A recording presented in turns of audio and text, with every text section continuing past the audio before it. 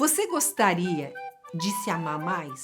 Tem algo que você possa fazer para que, ao se olhar no espelho, se orgulhe mais de você? Então vem com a gente.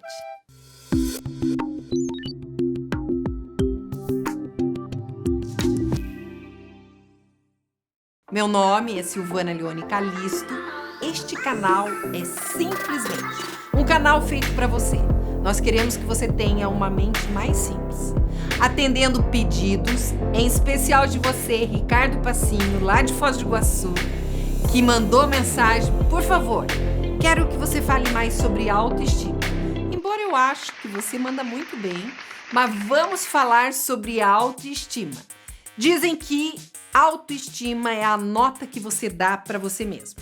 Tem certo sentido, mas no início não era assim. Quando você é criança, você acredita na nota que os outros dão para você. A princípio, pai, mãe, vó, professor. A criança é que nem aquela esponjinha, ela começa a assimilar o que pensam dela. Tem uma parábola muito interessante que é a parábola do reino do espelho. Conta-se que nesse lugar, era um lugar onde o espelho era uma coisa muito especial. Eram raros os espelhos.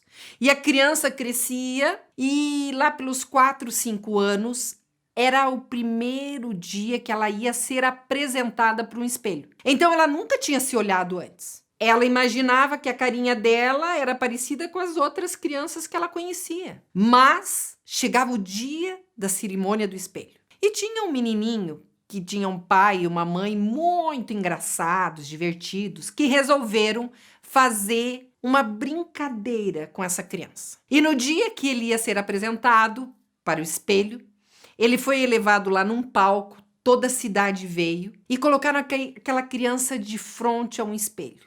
E tinha um pano. Então, pela primeira vez, ela ia ver o seu reflexo, quando tirassem aquele pano. Só que esse pai e essa mãe, muito engraçadinhos, pediram emprestado aqueles espelhos que deformam a imagem. Sabe aqueles de circo? Eles colocaram esse espelho. Que faz com que você fique deformado. E colocaram. Quando tiraram o pano, aquela criança pela primeira vez olhou e viu aquela figura deformada sendo ela. E o pai e a mãe gritaram: monstro, monstro!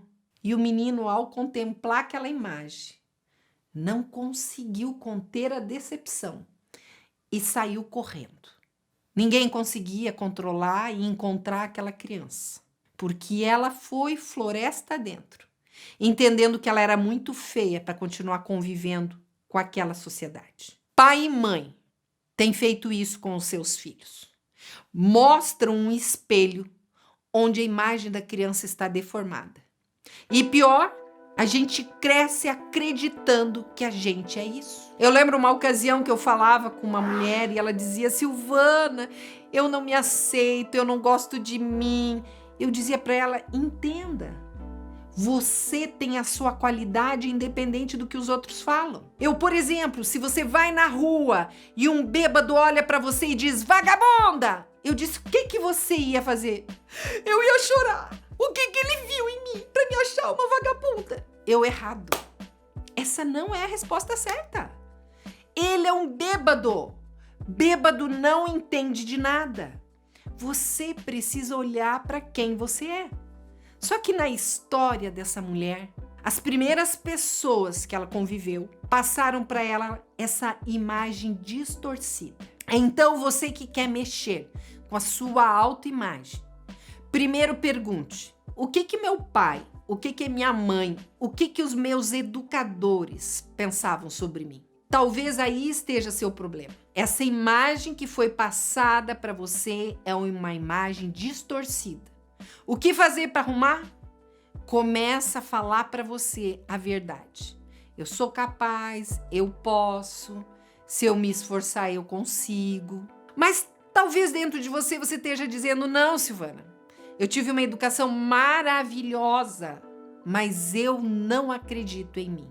Bom, talvez nesse caso você se encaixe numa experiência que o Dr. Daniel Goleman relata no seu livro Inteligência Emocional.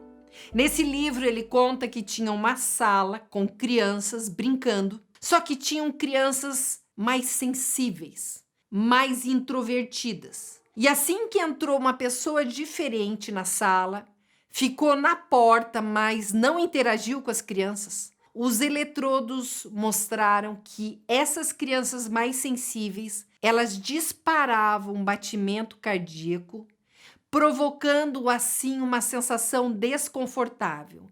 As crianças olhavam para o estranho e corriam para a mãe, não gostando daquela interação, mesmo que à distância. Essas crianças, se não tiver uma boa facilitação por parte dos seus educadores, elas começam a assimilar que elas não são felizes num convívio social e que o problema é delas. Então, talvez esse seja o seu caso. É importante você começar a falar para você, devagarinho eu consigo interagir. Eu lembro de uma moça que reprovava várias vezes na faculdade e, cansada de reprovar, a família começou a pagar um processo terapêutico e eu descobri que ela sofria de fobia social. Então ela começou a criar artifícios. Ela imaginava uma bolha invisível que a protegia do convívio social. E assim ela começava a sair mais de casa. E a faculdade, que era o lugar onde ela desistia,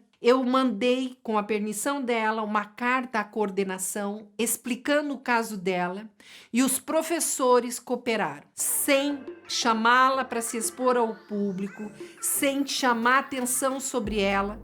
Ela conseguiu, devagarinho, sendo submetida sucessivamente, mas lentamente, a esse tipo de convívio, a superar as suas crises fóbicas. Com isso, ela se formou. Então, não importa o primeiro ou o segundo caso, importa que existe solução. Sua estima vai melhorar. Aguardo você no próximo vídeo, onde nós vamos expandir mais esse tema. Conhece alguém que precisa melhorar sua estima? Compartilha com ele. Esse vídeo te ajudou? Dá um like. Assim a gente se vê até a próxima. Um grande abraço para você.